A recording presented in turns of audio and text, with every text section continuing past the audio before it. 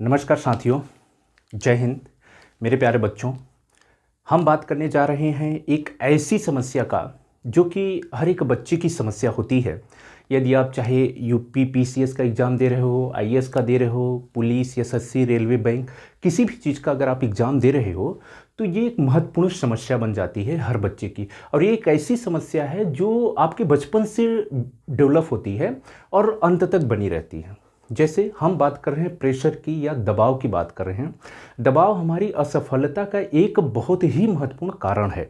Example के तौर पे मैं आपको समझाऊं, आपने देखा होगा कि जैसे इंडिया टीम है, इंडिया टीम क्या करती है कि अगर वो ज़्यादा रन स्कोर हो जाए, अगर वो प्रेशर में आ जाती है तो क्या होता है कि मैच हार जाती है, या शुरू के जल्दी विकेट गिर जाएं तब भी मैच हार जाती है। तो ये जो प्रेशर होता है ना बच्चों, ये बहुत ही खतरनाक होता है आपके सफलता के लिए। और स्पेशली जब हम बात करें एग्जाम की, इसका जो दबाव होता है ना, ये बचपन से बिल्ट होता है। आपने बचपन में जब भी बात आती है कि मेरा पेपर है, मुझे एग्जाम देना है, तो एग्जाम का एक फियर बनता है, एक प्रेशर बिल्ट होता है। तो हम इसी दबाव पे बात करेंगे दोस्तों, और हम ये देखेंगे कि इस दबाव से, इस प्रेशर से कैसे हम छुटकारा पा सकते हैं या इसका हम समाधान कैसे कर सकते हैं। इन्हीं तमाम बातों पे हम चर्चा करेंगे एक एक करके। आज की वीडियो आपके लिए बहुत ही महत्वपूर्ण होने वाली है। वीडियो को आपको अंत तक देखना है। अगर आप चैनल पर नए हैं तो आप चैनल को सब्सक्राइब करना, ताकि जब भी मैं लाइव आऊँ या जब भी मेरे वीडियो अपलोड हों आप तक नोटिफिकेशन पहुँचे और आप हमारी वीडियो सबसे पहले देख पाएँ। राइट। तो जितनी भी एग्जाम से संबंधित समस्याएं हैं एक एक करके मैं वीडियो बनाऊंगा, आप जो है चैनल पे आके उस वीडियो को देखना। दोस्तों, हम बात कर रहे हैं एग्जाम हॉल की। एग्जाम हॉल की जो दबाव होता है, जैसा कि आप बोर्ड पे देख रहे हो, एग्जाम हॉल के दबाव को कैसे कम करें। राइट। तो ये एक बहुत बड़ी समस्या है। और ये समस्या ये नहीं है कि जो हमारे छोटे बच्चे हैं, जो आप अगर एसएससी, रेलवे का, बैंक का एग्जाम दे रहे हो, ये समस्या है जो आईएएस का पेपर देता है ना, उसकी भी एक समस्या है। और जो पीसीएस का बच्चा दे रहा है उसकी भी एक बहुत ही जेन्युइन समस्या है। तो आज हम इसी पे डिस्कस करेंगे, ठीक है। तो साथियों, जब भी हम एग्जाम हॉल के प्रेशर की बात करते हैं तो एग्जाम हॉल के दो तरह से प्रेशर बच्चों पे बिल्ट होता है, ठीक है। एक बिल्ट होता है एग्जाम हॉल के वातावरण का, जैसा कि आप बोर्ड में देख रहे हो। वातावरण, एग्जाम हॉल का जो माहौल होता है, जो वहाँ बच्चे बैठे होते हैं, एक बिल्ट होता है कि नहीं हम पेपर देने जा रहे हैं, एक सनसनी सी छाई होती है एक एग्जाम हॉल में।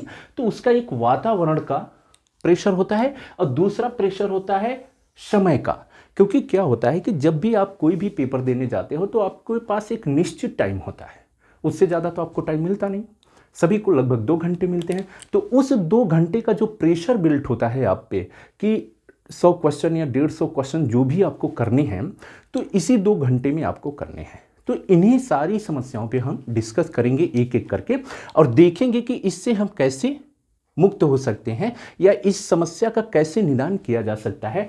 तो सबसे पहले अगर हम वातावरण की बात करें तो देखते हैं हम कि वातावरण में पहला पॉइंट है परीक्षा से पूर्व के 10 मिनट।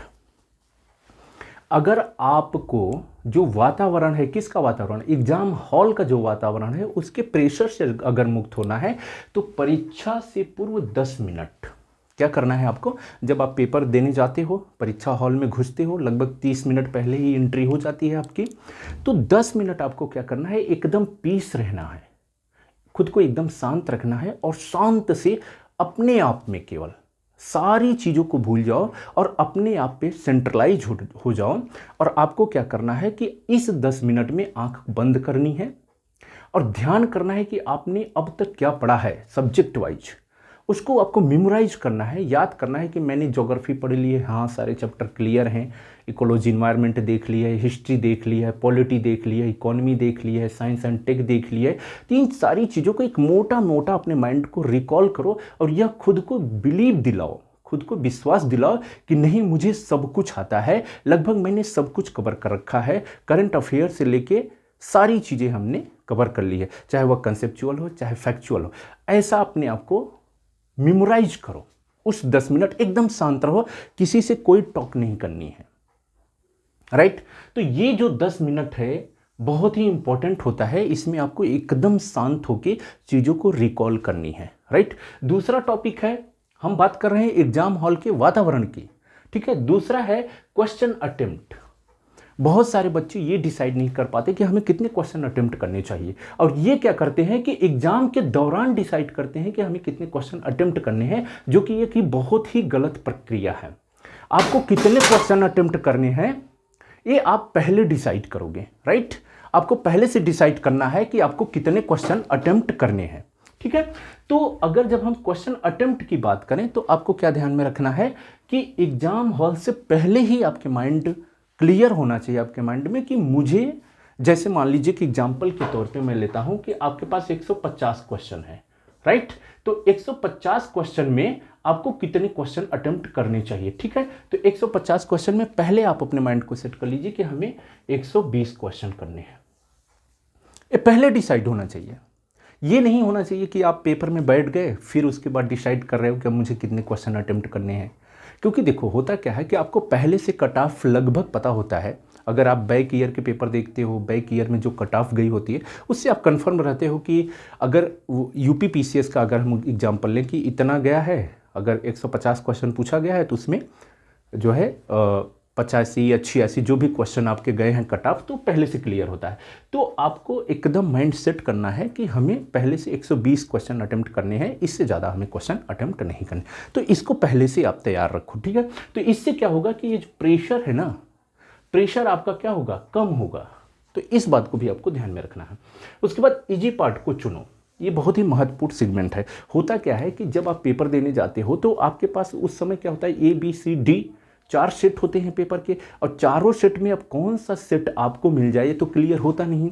सपोज दैट आपको B सेट मिल गया, और B सेट शुरू है हिस्ट्री से, और हिस्ट्री आपका वीक पॉइंट है, और आपका स्ट्रांग पॉइंट क्या है, पॉलिटी आपकी स्ट्रांग पॉइंट है। तो आपको क्या करना चाहिए, आपको करना चाहिए कि आप हिस्ट्री के क्वेश्चन को स्किप करो और आ जाओ अपने स्ट्रांग पॉइंट पे, जो आपके लिए सबसे इजी पार्ट होता है, जो आपकी सबसे मजबूत पॉइंट है, उस पे आओ, ठीक है। तो सबसे पहले आपको किसको टैकल करना चाहिए, इजी पार्ट को टैकल करना चाहिए। इससे आपके माइंड पे जो प्रेशर है ना, वो प्रेशर क्या होगा, वो प्रेशर कम होता है, ठीक है।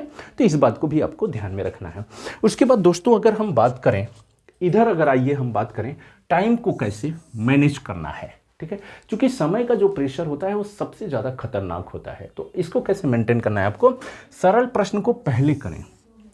पहले आपको क्या करना है, पहले आपको सरल प्रश्न करने हैं। कैसे प्रश्न करने हैं, सरल प्रश्न करने हैं। एक्चुअल में होता क्या है कि जब आप पेपर देने जाओ, जब भी आप पेपर में बैठो, तो सबसे पहले ये देखो कि जो इजी क्वेश्चन है उसको आप टैकल करो। होता क्या है कि पेपर को 3 लेवल पे बनाया जाता है। एक लेवल क्या होता है, आपके जो PYQ होते हैं, जो प्रीवियस ईयर के क्वेश्चन होते हैं, जो पहले एग्जाम में पूछे गए प्रश्न होते हैं, उन प्रश्नों को रिपीट किया जाता है। तो वे आपके लिए आसान होते हैं क्योंकि आप कई बार प्रैक्टिस कर चुके हो, तो ये प्रश्न आसान होते हैं। तो सबसे पहले आपको कौन से प्रश्न करने चाहिए, वे प्रश्न करने चाहिए जो आपने प्रैक्टिस के दौरान, PYQ के दौरान आपने सॉल्व किया है, उस प्रश्न को आपको करना चाहिए। सरल प्रश्न को करो। जैसे हिस्ट्री है, हिस्ट्री में भी प्रश्नों के लेवल होते हैं। कुछ प्रश्न 1 लाइनर होंगे, सरल होंगे, कुछ प्रश्न होते हैं जो उससे थोड़ा सा टफ होंगे, कुछ प्रश्न स्टेटमेंट के होते हैं तो ये और टफ होते हैं। तो इन तमाम चीज़ों को आपको ध्यान में रखना है। तो आपको सबसे पहले क्या करना चाहिए कि पेपर मिलने, जैसे आपको पेपर मिला, आपने पेपर ओपन किया, तो आपको क्या करना चाहिए कि जो इजी प्रश्न है उसको टैकल करना चाहिए। इससे क्या होता है कि जो आपके माइंड पे प्रेशर है कि टाइम टेकन का, कि टाइम का जो प्रेशर है कि बहुत कम समय बचा, तो वो आपका रिलीज होता है प्रेशर, और आप बड़े आसानी से प्रश्न को सॉल्व कर पाते हो, ठीक है। तो ऐसा करना है। उसके बाद आपको क्या करना है कि कठिन प्रश्नों के उलझन से बचें। होता क्या है कि कोई भी एग्जाम हो, चाहे आप SSC, railway, bank, IAS, PCS कोई भी एग्जाम दे रहे हो, कुछ एग्जाम क्या होते हैं कि बहुत ही टफ डाले जाते हैं। आयोग हमेशा टफ पे डालता है। तो जो टफ क्वेश्चन है वो आपके लिए अकेले थोड़ी टफ है, वो तो सभी के लिए टफ है। तो ऐसे प्रश्नों से आपको क्या करना चाहिए, बचना चाहिए, ठीक है। तो शुरू में कठिन प्रश्नों के उलझन से क्या होना चाहिए, आपको बचने का प्रयास करना चाहिए। बाद में अगर आपके पास टाइम बचता है तो इन प्रश्नों से अपना सर फोड़ो, राइट। इनसे उलझो कि हम तुम्हें देख लेंगे, तुम्हारी कितनी औकात है, ठीक है। फिर इन्हें चैलेंज के साथ सॉल्व करो। उसके बाद OMR शीट भरने का तरीका, ये भी जानते हैं, ये भी प्रेशर बिल्ड करता है टाइम का, OMR शीट भरने का तरीका। क्योंकि कुछ लोग क्या करते हैं, 3 तरीके से OMR शीट भरा जाता है। पहला तरीका क्या होता है? पहला तरीका ये होता है OMR भरने का कि कुछ लोग कहते हैं क्वेश्चन करेंगे, क्वेश्चन के साथ पहले क्या करेंगे, क्वेश्चन करेंगे और क्वेश्चन के साथ ही OMR जो शीट है उसको क्या करेंगे, उसको फुलफिल कर देते हैं, राइट, उसको भरते जाते हैं। एक तरफ क्वेश्चन करेंगे और तुरंत तुरंत 1 बाय 1 करते हैं। एक तरीका ये होता है, फर्स्ट तरीका हो गया। दूसरा तरीका आपका क्या होता है? दूसरा तरीका होता है कि एक बार सारे क्वेश्चन को कर ले जाओ, 1 से 100 तक क्वेश्चन को कर ले जाओ, या 1 से 150 क्वेश्चन जो भी है आपके पेपर में उसको कंप्लीटली कर लो। और कंप्लीट करने के बाद फिर उसके बाद फुलफिल करना शुरू करो, OMR शीट भरना शुरू करो। एक तरीका ये होता है। तीसरा तरीका क्या होता है कि एक बार आप क्या करो कि क्वेश्चन को पूरी तरह से जो इजी प्रश्न है उनको पूरा सॉल्व कर ले गए, ठीक है। मान लीजिए कि आपने क्या किया कि 150 क्वेश्चन आपके प्रश्न में पूछे गए हैं और 150 में से आपने ये देखा कि 80 क्वेश्चन इजी हैं जो आप हैंडल कर सकते हो, तो उन 80 क्वेश्चन को पहले आप टैकल कर लो, ठीक है। 80 क्वेश्चन करने के बाद फिर उनको OMR शीट में फुलफिल कर लो। उसके बाद फिर वापस आओ क्वेश्चन पेपर पे, फिर वापस आने के बाद एक एक क्वेश्चन करते जाओ, राइट। एक क्वेश्चन करो, फिर उसको फुलफिल करो, फिर उसको भरते जाओ और आगे बढ़ो। तो इस तरह से हम जो भी आपको आसान लगे, जिस पे आपने प्रैक्टिस की हो, उसको आप फॉलो कर सकते हो। इसमें कोई एक तरीका नहीं होता, ये डिपेंड करता है कि आपने प्रैक्टिस कैसा किया है। तो आप जिस प्रकार प्रैक्टिस किए हो OMR शीट भरने का, आप उस तरीके को अपना सकते हो और अपना समय बचा सकते हो, जिससे जब आपका ये समय बचेगा ना, तो ये जो टाइम का प्रेशर होता है उससे आप बच जाओगे, ठीक है। क्योंकि 2 घंटे कहने की बात होती है कि 2 घंटे पेपर हो रहे हैं, उसी में आपको साइन करने होते हैं, सिग्नेचर करने होते हैं, बहुत सारे उसमें जो क्राइटेरिया होते हैं उसको फुलफिल करना होता है एग्ज़ाम के, तो आपके पास थोड़ा सा टाइम कम ही मिलता है। एक मान के चलना कि 1 घंटा 45 मिनट ही आपको मिलते हैं क्वेश्चन पेपर टैकल करने के लिए। तो इस तरह से हमने देखा कि एग्ज़ाम हॉल के प्रेशर को हम कैसे कम कर सकते हैं, कैसे एक वातावरण, दूसरा समय को। तो इसमें हमने परीक्षा से पूर्व 10 मिनट आपको मैंने डिस्कस कर लिया। क्वेश्चन अटेम्प्ट कितना करने चाहिए ये पहले ही आप डिसाइड कर लो, पहले ही निर्धारित कर लो। इजी पार्ट को पहले चुनना चाहिए। उसके बाद मैंने इसमें देखा सरल प्रश्न को पहले आपको अटेम्प्ट करना चाहिए, कठिन प्रश्न के उलझन से बचना चाहिए, इसे लास्ट में करना चाहिए, ठीक है। OMR शीट भरने का तरीका आपने जैसा ही प्रैक्टिस किया हो, जिस प्रकार आपने प्रैक्टिस किया हो, सेम उस तरह आप कर सकते हो, ठीक। इन तमाम बातों पे हमने डिस्कस किया, ठीक है। तो साथियों, इसी के साथ जो है हम नेक्स्ट वीडियो बनाएंगे आपके लिए एक महत्वपूर्ण टॉपिक पे, जो आपकी जेन्युइन प्रॉब्लम है उस पे। हम अगली जो हमारी टॉपिक होगी वो टॉपिक होगी कि अगर प्रश्न का जवाब आपको नहीं पता है तो आप सही आंसर कैसे लगाएं या सही आंसर तक कैसे पहुंचे। इस टॉपिक पे मैं नेक्स्ट वीडियो बनाऊंगा। मैं उम्मीद करता हूं कि आप लोग स्वस्थ होंगे, मस्त होंगे और आपकी पढ़ाई ज़बरदस्त चल रही होगी। दोस्तों, राइसा आपके उज्जवल भविष्य की ढेर सारी शुभकामनाएं करता है। आप सभी को मेरा पुनः नमस्कार। तब तक के लिए धन्यवाद।